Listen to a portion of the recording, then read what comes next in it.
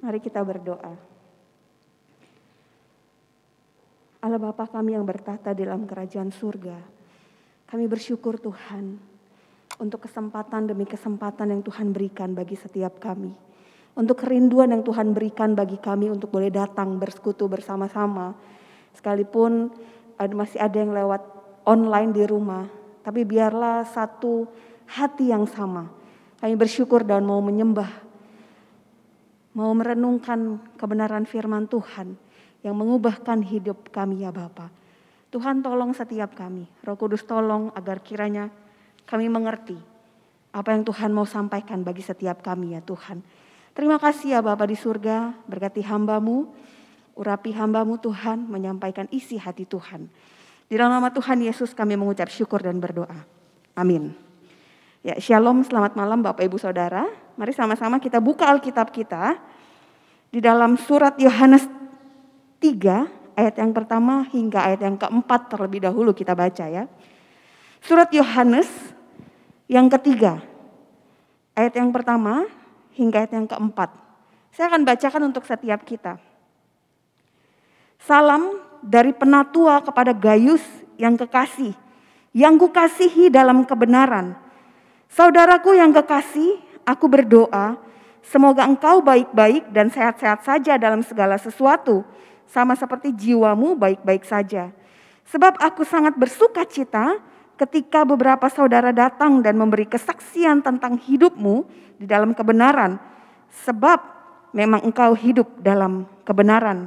Bagiku tidak ada sukacita yang lebih besar daripada mendengar bahwa anak-anakku hidup dalam kebenaran. Bapak Ibu Saudara, orang tua mana yang tidak sukacita ketika melihat anak-anak mereka, ketika melihat putra-putri kita gitu ya, tumbuh menjadi pribadi yang dewasa, tumbuh menjadi pribadi yang penuh dengan kasih, tumbuh menjadi pribadi yang hidup benar dalam Tuhan. Semua orang tua pasti akan merasa sukacita ya bukan? Jangankan orang tua ya Bapak Ibu Saudara, kami sebagai guru-guru sekolah minggu gitu, bahkan juga rekan-rekan sebagai mentor dan juga sebagai orang tua, orang dewasa lainnya pasti akan bangga akan demikian. Dengan anak-anak yang bertumbuh dewasa, anak-anak yang hidup di dalam kebenaran. Nah inilah yang dialami oleh penulis surat Yohanes yang menyebut dirinya sebagai penatua. Dengan jelas ia menuliskan bahwa ia sangat bersuka cita. Penulis merasakan benar-benar bersuka cita terhadap kesaksian yang dia dengar. Kesaksian yang dia dengar tentang Gaius yang hidup di dalam kebenaran. Apa saja yang sudah dilakukan Gaius sebenarnya? Saya lanjutkan di ayat yang kelima dan keenam.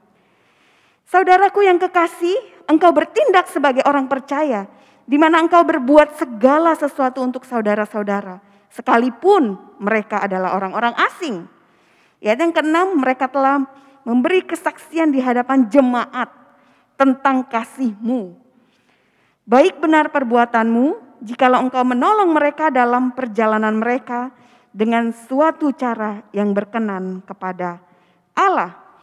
Gaius bertindak sebagai orang percaya yang penuh kasih kepada semua orang, termasuk orang-orang asing.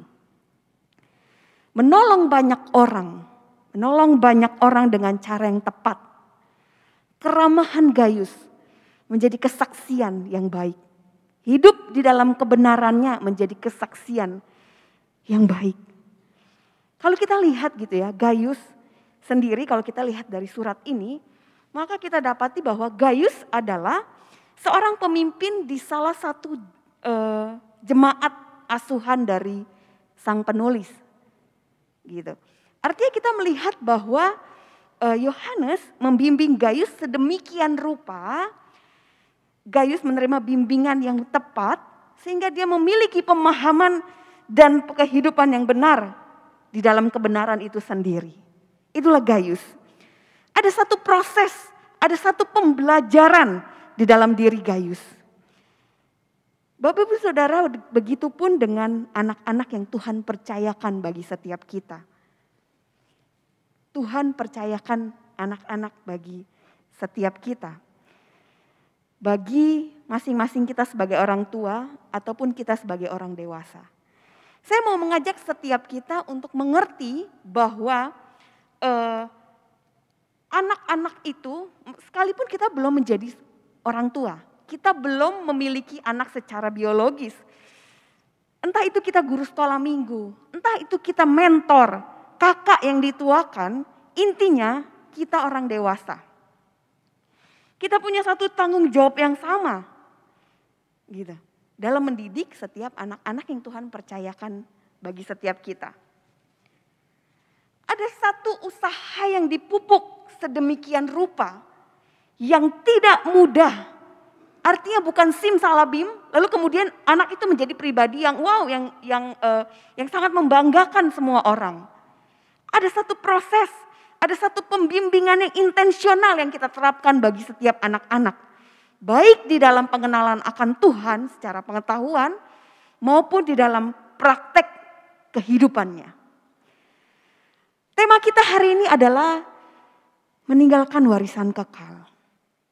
Pertanyaannya bagi setiap kita, apakah yang sudah kita persiapkan bagi anak-anak yang Tuhan percayakan itu?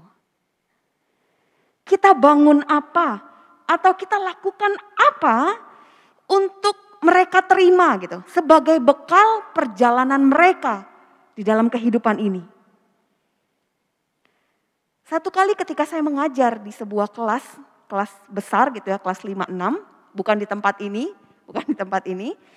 termasuk kelas yang besar gitu ya. Saya mengajar tentang satu tema mengenai orang Majus.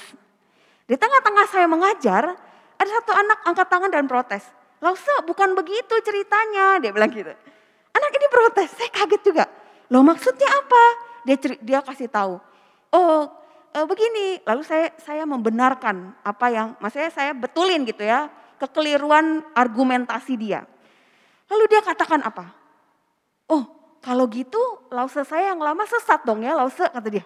Wow, gawat juga ya. Dia bilang, "Berarti Lause saya yang kemarin sesat ya, Lause," kata dia gitu. Karena memang yang dia terima itu keliru. Saya juga gak cari tahu ya siapa Lausenya gitu. Dan bukan di tempat ini. Nah, Bapak Ibu Saudara, bagaimana seorang anak dapat bertumbuh dengan baik jika pengenalannya akan Tuhan itu keliru? Mereka tahu apa? Mereka gak tahu apa-apa. Mereka polos gitu ya. Mereka gak tahu. Tidak mungkin anak memiliki iman yang benar. Kalau demikian, kita ajarkan yang salah, ya dia terima yang salah. Kita ajarkan yang benar, ya dia terima yang benar. Tidak seperti kita orang dewasa, ketika saya berkhotbah atau ketika siapapun pembicara berkhotbah, maka kita akan langsung search, googling. Kita bisa langsung search googling. Tapi anak-anak tidak bisa lakukan itu.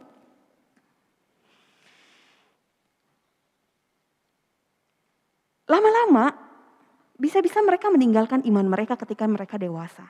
Karena apa? Karena itu. Karena mereka tidak punya pengetahuan yang benar di dalam diri mereka. Buku yang ditulis oleh Tom Bissett dengan judul "Mengapa Anak-anak Kristen Meninggalkan Iman Mereka?" Why Christian Kids Leave Their Faith. Menuliskan setidaknya ada 4 alasan kenapa anak-anak meninggalkan iman mereka. Anak-anak dalam hal ini bukan cuma anak-anak kecil yang baby atau kelas 1-2 gitu ya Bapak Ibu Saudara. Anak-anak gitu, semua orang-orang yang anak-anak yang remaja itu masih termasuk anak-anak juga. Ada 4 alasan yang dia tuliskan. Yang pertama adalah orang meninggalkan iman mereka karena mempunyai pertanyaan-pertanyaan mengganggu katanya yang tidak terjawab tentang iman mereka. Lalu yang kedua, mereka meninggalkan iman mereka sebab iman yang mereka miliki mereka rasa tidak berguna untuk mereka. Gitu. Ini hasil wawancara dia dengan berbagai kalangan ya. Lalu yang ketiga dikatakan bahwa orang-orang meninggalkan iman karena beberapa hal dalam kehidupan itu lebih penting daripada iman mereka. Mereka tidak menganggap iman mereka itu penting. Lalu yang keempat, orang-orang meninggalkan imannya tidak sepenuhnya memiliki iman itu sendiri secara pribadi. Gawat ya Bapak Ibu Saudara ya. Karena mereka tidak punya pengenalan yang kuat di dalam Tuhan. Mereka nggak punya fondasi. Pada akhirnya Tom Bicep menyimpulkan alasan mengapa orang-orang meninggalkan iman Kristen adalah karena hubungannya dengan Yesus Kristus itu tidak baik. Dia katakan seperti itu di dalam bukunya. Ini dimulai dari pengenalan yang benar kepada Yesus Kristus. Bapak Ibu Saudara, tempat dan orang yang paling memungkinkan untuk pertama kali memperkenalkan Kristus adalah rumah dan orang tua. Betul? Itu adalah lingkungan mereka yang paling dekat dan orang dan tempat pertama yang paling potensial untuk memperkenalkan Kristus. Mereka punya mereka pun yang paling intens, orang tua, rumah. Dan mendapat tanggung jawab yang lebih khusus di dalam pertumbuhan iman anak-anak tentunya. Sekalipun ya tadi itu dia, gereja, guru sekolah minggu, mentor gitu ya.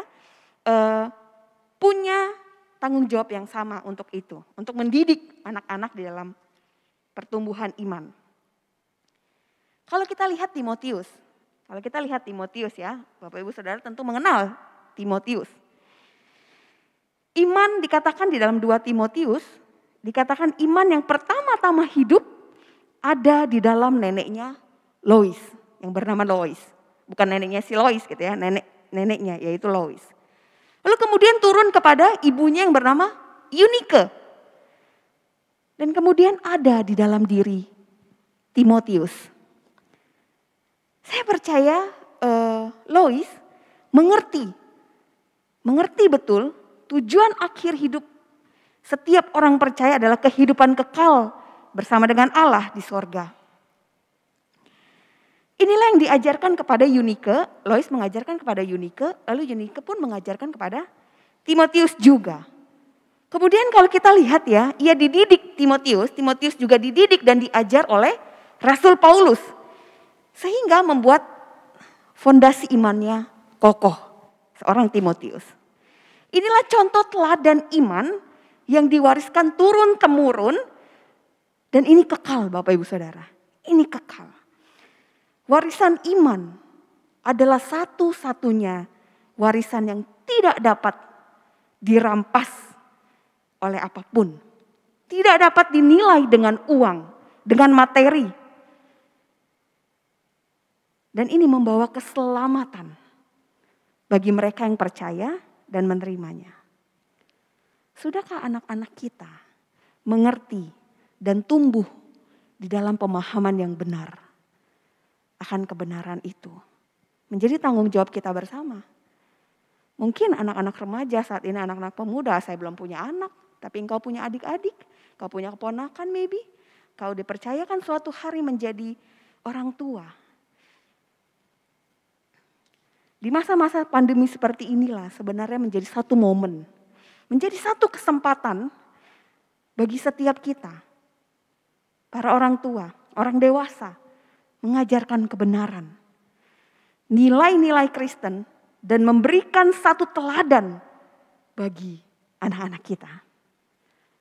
Saya mengajak setiap kita buka di dalam Ulangan pasal yang ke-6. Ulangan pasal yang ke-6, ayat yang ke-5 hingga yang ke-7. Ada 3 pengertian bagaimana kita mendidik anak-anak di dalam Tuhan. Dikatakan bahwa kasihilah Tuhan Allahmu dengan segenap hatimu dan dengan segenap jiwamu dan dengan segenap kekuatanmu. Pertama, dengan gaya hidup yang penuh dengan kasih. Kasihilah Tuhan Allahmu dengan segenap hati, jiwa, dan kekuatan. Orang-orang percaya harusnya memiliki kasih akan Allah di dalam setiap aspek kehidupan kita.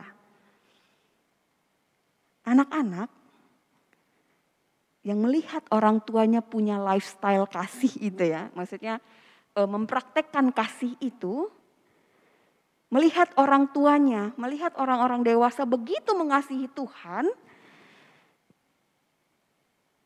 begitu mengalami kasih Tuhan di dalam hidupnya, maka ia pun akan belajar untuk mengasihi Tuhan dan sesama. Dia melihat bagaimana kedua orang tuanya, bagaimana dia melihat orang-orang sekitarnya, guru-gurunya, orang-orang dewasa, kakak-kakaknya, mengalami kasih Tuhan dan penuh dengan kasih. Maka ia pun akan belajar untuk mengasihi Tuhan dan sesamanya. Yang kedua, di dalam Ulangan pasal yang ke-6, ayat yang ke-6, dikatakan apa yang kuperintahkan kepadamu pada hari ini, haruslah engkau perhatikan. Bagaimana kita mendidik anak-anak di dalam Tuhan? Yaitu dengan satu keteladanan di dalam memperhatikan perintah Tuhan. Prinsip-prinsip kebenaran firman harusnya menjadi bagian di dalam kehidupan kita. Dengan demikian, kita bisa menjadi teladan bagi anak-anak kita. Sekali lagi saya katakan bahwa anak-anak kita bukan berarti anak-anak secara biologis ya, secara umum. Memang betul ayah dan ibu, orang-orang yang pertama yang intens dengan dia gitu ya, ketika mereka memperhatikan perintah Tuhan, mereka akan menciptakan satu keluarga yang memuliakan Tuhan. Itu ditunjukkan melalui keteladanan. Kita nggak bisa Bapak Ibu Saudara hanya mengajarkan anak-anak melalui teori saja. Kamu jangan bohong ya, karena Alkitab bilang jangan bohong, udah. Tapi kita justru mengajarkan mereka bohong. Nanti kalau ada siapa telepon bilang papa nggak ada ya, kita juga yang mengajarkan mereka untuk bohong. Kita harus mempraktekkannya. Kita harus berjuang untuk bisa memperhatikan perintah Allah itu dan memberikan keteladanan bagi mereka. Bapak Ibu Saudara, istilah bahwa anak-anak adalah peniru ulung, itu memang benar gitu ya.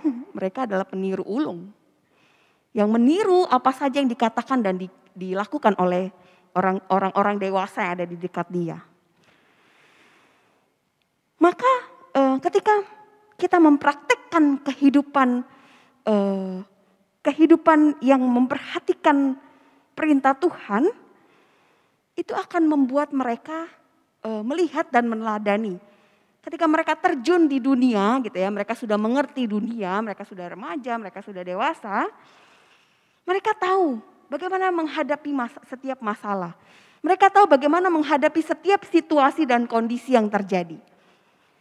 Ketika mereka mendapat berkat, apa yang harus mereka lakukan? Respon seperti apa yang harus mereka lakukan? Ketika mereka melihat orang lain kesusahan, bagaimana memperlakukannya? Dan aspek lainnya yang bisa saja mereka hadapi di dalam kehidupan mereka. Begitu. Jadi ketika itu tertanam di dalam hati mereka, maka mereka pun punya kerinduan untuk bisa melanjutkannya ke generasi mereka berikutnya. Jadi tidak stop sampai di situ, karena mereka tahu ini kebenaran yang begitu berharga, yang begitu kekal, maka mereka akan lanjutkan kepada generasi berikutnya. Lalu yang ketiga, di dalam ayat yang ke-7, haruslah engkau mengajarkannya berulang-ulang kepada anak-anakmu dan membicarakannya apabila engkau duduk di rumahmu, apabila engkau sedang dalam perjalanan, apabila engkau berbaring, dan apabila engkau bangun. Dengan mengajarkan firman Tuhan berulang-ulang kepada anak-anak dan membicarakannya setiap waktu. Mengajarkannya senantiasa firman Allah yang baik itu, kenapa kita harus bosan? Ketika sesuatu hal yang baik dan benar itu kita terus ajarkan, mendapatkan satu hasil yang baik tentunya. Ketika kita sedang duduk di rumah, sedang dalam perjalanan, berbaring ataupun sedang bangun di dalam seluruh aktivitas kehidupan kita. Sehingga itu melekat di dalam telinga mereka. Itu melekat di dalam pikiran dan melekat di dalam hati mereka. Mereka akan terus ingat. Ketika mereka ingat maka mereka akan lakukan. Sebenarnya pertanyaannya ya, yang bosen tuh orang tuanya atau anaknya yang dengar. Jangan-jangan kita udah sampai males untuk ngasih tahu. Udahlah, udah bohot sama anak ini. Kita sebenarnya. William Franklin Graham dan Moro Graham ya adalah contoh orang tua yang berhasil meneruskan warisan iman. Bapak Ibu tahu tentunya ya siapa mereka. Orang tua dari Billy Graham. Kedua orang tua ini dikatakan terus membimbing anaknya di dalam praktek berdoa, di dalam pembacaan firman dan setia beribadah ke gereja gitu. Beribadah di gereja. Warisan iman yang begitu kaya menjadi cara Allah untuk membuat anak mereka, yaitu Billy Graham, dan akhirnya menerima panggilan sebagai, kita kenal sekarang sebagai pengkhotbah besar yang memberkati banyak orang. Bapak Ibu Saudara, semua dimulai dari diri kita dengan Allah. Dimulai dari diri kita dengan Allah. Pujian dari anak-anak yang tadi kita saksikan bersama-sama menjadi suara hati mereka, menjadi kerinduan mereka untuk mendengar firman Tuhan. Mereka mendengar, mereka bertumbuh dan mereka berbuah bagi Tuhan. Firman lagu yang mengatakan, ku ingin dengar cerita tentang perbuatan Allah. Bukan cerita tentang kesusahan kita lalu ngedumel di depan mereka. Biarlah cerita itu tinggal tetap dalam hatiku. Bagaimana itu bisa tinggal tetap dalam hati mereka? Kalau kita sendiri berbohot sampai selama-lamanya. Bukan hanya sampai ketika mereka SD lalu kita tinggalkan. Tapi sampai selama-lamanya. Sadar tidak sadar, kita tarik-menarik dengan dunia. Banyak sekali godaan yang bisa menarik mereka dan itu cepat sekali. Kita bisa tergilis dengan zaman ini.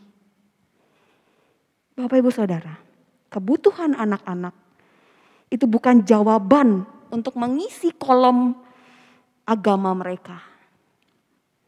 Ngerti maksud saya ya? Kebutuhan mereka bukan untuk mengisi kolom jawaban. Agama _2 Kristen. Bukan. Kebutuhan mereka bukan banyaknya jumlah anggota keluarga yang Kristen yang jadinya keluarga besar gitu. Bukan. Kebutuhan mereka bukan orang tua yang aktif di dalam pelayanan di gereja. Bukan. Sehingga tidak ada waktu untuk mereka. Mereka butuh dibimbing. Anak-anak butuh diajarkan. Dibawa akan pengenalan Tuhan yang benar. Pengenalan akan Kristus yang benar. Bertumbuh sehingga mereka bertumbuh di dalam iman. Mereka butuh relasi yang dekat dengan Tuhan. Siapa yang bawa mereka kalau bukan kita? Kita yang mengerti tentang firman Tuhan. Mereka butuh dituntun hidup di dalam kebenaran. Mereka butuh teladan hidup yang penuh dengan kasih. Hidup yang berkelimpahan akan Allah, bukan kelimpahan secara materi. Penuh, kepenuhan akan Kristus itu. Maka hidup mereka akan membawa kemuliaan bagi nama Tuhan. Menjadi kesaksian bagi banyak orang. Saya tutup dengan satu ayat di dalam Amsal. Amsal pasal 22 ayat yang ke-6. Dikatakan bahwa menjadi peringatan bagi setiap kita. Didiklah orang muda menurut jalan yang patut baginya. Maka pada masa tuanya pun ia tidak akan menyimpang daripada jalan itu. Saya ulangi sekali lagi. Amsal 22 ayat yang ke-6. Didiklah orang muda menurut jalan yang patut baginya. Maka pada masa tuanya pun ia tidak akan menyimpang daripada jalan itu. Kiranya Roh Kudus menolong setiap kita. Mari kita berdoa. Kami bersyukur Tuhan, kami diingatkan kembali bahwa Tuhan mempercayakan kami anak-anak untuk kami bimbing, untuk kami bawa kepadamu agar mereka bertumbuh, agar mereka berbuah di dalam pengenalan akan Kristus. Tuhan, sebagai orang dewasa, ada banyak hal yang harus kami kerjakan. Ada banyak hal yang harus kami banggakan di dalam hidup kami. Ampuni kami Tuhan ketika kami lupa, ketika kami mengabaikan. Ada anak-anak yang Tuhan percayakan untuk kami bimbing. Tuhan, dengan pertolongan Roh Kudus, mampukan kami Tuhan untuk membawa mereka kepada Tuhan, bertumbuh di dalam iman mereka. Sehingga ada tercipta generasi yang mengasihi Tuhan. Generasi-generasi penerus yang membawa kemuliaan bagi Tuhan. Generasi-generasi yang takut akan Tuhan. Sehingga nama Tuhan dimuliakan. Terima kasih Bapa di surga, tolong setiap kami. Di dalam nama Tuhan Yesus kami mengucap syukur dan berdoa. Amin.